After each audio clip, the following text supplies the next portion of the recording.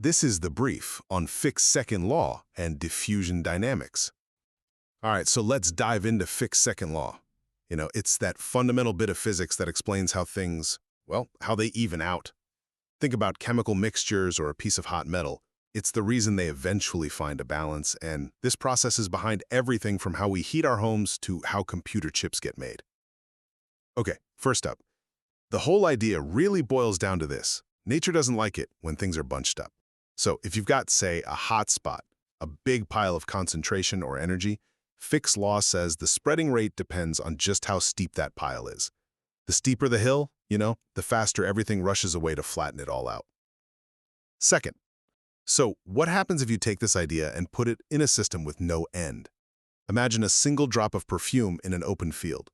The stuff is still there, right? It's conserved. But it just keeps spreading forever. That peak concentration? It just drops and drops, heading towards zero in this endless process of dilution.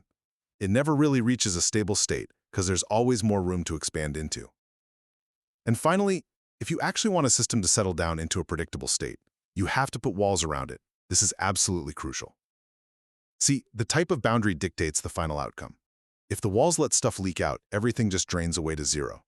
But if you have insulated walls, they trap everything inside, and it all evens out to a uniform level, which is basically the initial average.